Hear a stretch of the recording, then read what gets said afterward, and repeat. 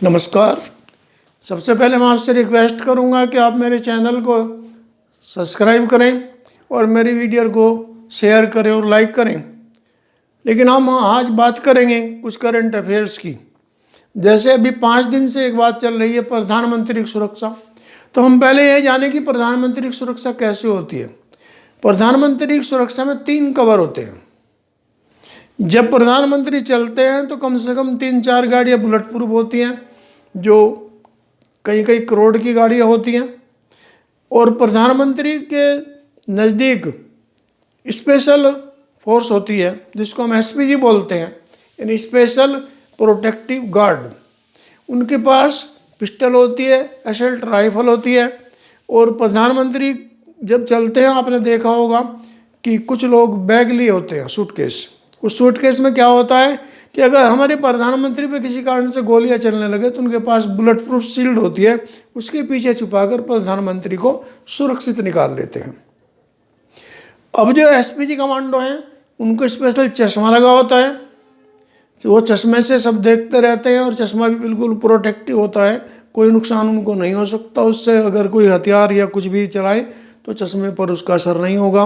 उनके स्पेशल जूते होते हैं, उन जूतों को इस तरह से पहने रहते हैं कि वो कहीं भी किसी भी तरह की ज़मीन हो तो फिसलते नहीं हैं। और जो सूटेड बूटेड आपको दिखाई देते हैं, टाई लगे होते हैं, वे साधारण नहीं होते। वे लोग होते हैं एसपीजी के, वे लोग होते हैं जो पुलिस या सेना से स्पेशल ट्रेनिंग लिए होते हैं। और एसपीजी के पास में जो हमारे गार्ड होते हैं एसपीजी वाले, उनके पास असल्ट राइफल होती है, एक मेड इन बेल्जियम पिस्टल होती है जिसमें 1000 राउंड 1 मिनट में गोलियां निकलती हैं। इसी तरह से कम 900 राउंड की एक पिस्टल राइफल उनके पास होती है। और पूरी सुरक्षा होती है, मतलब किसी भी तरह की कोई परेशानी उनको नहीं होती। वे अपने कपड़ों में छिपाकर अपने सारे हथियार रखते हैं।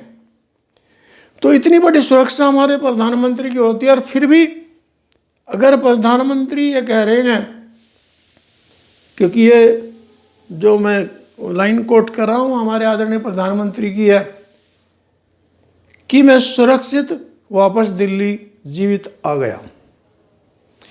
ये बातें बहुत गंभीर हैं कि हमारे एक प्रधानमंत्री ये कह रहे हैं कि मैं सुरक्षित वापस आ गया। लेकिन किससे कह रहे हैं वो अभी तक नहीं पता। 5 दिन हो गए, पूरी मीडिया छाया हुआ इस बारे में, पूरे अखबारों में छा रही है, पूरा देश में बवाल मचा हुआ है, उबाल आ रहा है इस बात पर कि प्रधानमंत्री की सुरक्षा का सवाल है। ठीक भी है, हम भी मानते हैं कि हमारी प्रधानमंत्री की सुरक्षा में अगर कोई चूक हुई है तो गलत है। और बातें क्या थी कि प्रधानमंत्री दिल्ली से भटिंडा बाई एयर गए, फिर भटिंडा से उनको हुसैनपुर वाला में रास्ते में फ्लाईओवर पर रोक दिया गया। वहाँ पर 20 मिनट तक उनका रास्ता बाधित रहा।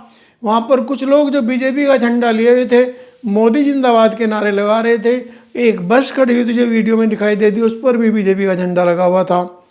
लेकिन ये पार्टी के लोग कोई हो हमें नहीं पता, हम इतना पता तो जरूर मानते हैं कि हमारे प्रधानमंत्री की सुरक्षा में इस तरह की सेंध लगना बहुत गलत है, निंदनीय है।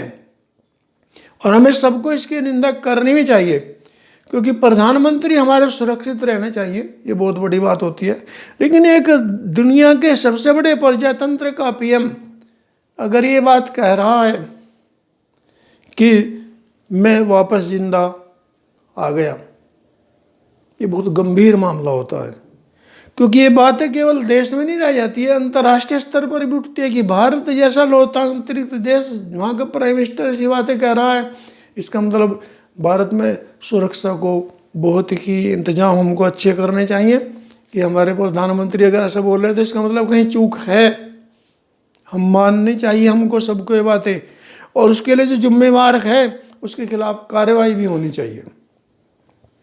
प्रदेश का जीडीपी, वहाँ के एसएसपी और यहाँ तक कि आपकी एसपीजी भी लाइन क्लियर करती है कि प्राइम मिनिस्टर जहाँ जा रहे हैं वो लाइन क्लियर हो। उनके पास सामने जब काफिला चलता है तो आगे बाइक होती है, बाइकर्स जो हैं वो भी देख के चलते हैं कि प्रधानमंत्री को किसी तरह की कोई सुरक्षा को खतरा ना पहुँचे, इस तरह को इंतजाम करते हैं। लेकिन अब बात ये आ रही है, जो मैं अपने विचार व्यक्त कर रहा हूँ, कि वीडियो वायरल हो रही है खूब, लेकिन उस वीडियो में जो लोग हैं उन्हें क्यों नहीं पकड़ रही पुलिस, और उस वीडियो में जो बस है वो किसकी है ये क्यों नहीं पता लग रहा, जबकि वीडियो में क्लियर उन लोगों के फोटो आ रहे हैं, तिलक लगाए हुए हैं, भारतीय जनता पार्टी का झंडा लिए हुए हैं और मोदी जिंदाबाद के नारे लगा रहे हैं। उनको पकड़िए, तभी तो पता लगेगा कि घटना क्यों हुई ऐसी। उस तरफ मीडिया, उस तरफ हमारी सरकार, सभी को इस तरफ बहुत ध्यान देने की जरूरत है। 4 दिन हो चुके हैं, अभी तक ये नहीं पता लगा कि वे लोग कौन थे। तो इन बातों से शायद एक बात मन में उठती है कि प्रधानमंत्री की सुरक्षा के सवाल ज़्यादा हैं या सियासत ज़्यादा है। क्योंकि अगर सियासत है तो वो भी निंदनीय है, गलत है, और अगर सुरक्षा की बात है तो हम सभी को निंदा करनी चाहिए, और जो लोग उनकी सुरक्षा में चूक कर गए उनको दंड मिलना चाहिए। प्रजातांत्रिक देश है हमारा, हमारा प्रधानमंत्री हमारा गौरव होता है, वो हमारे लिए आदरणीय होते हैं, उनकी सुरक्षा हमारे लिए सबसे पहले है।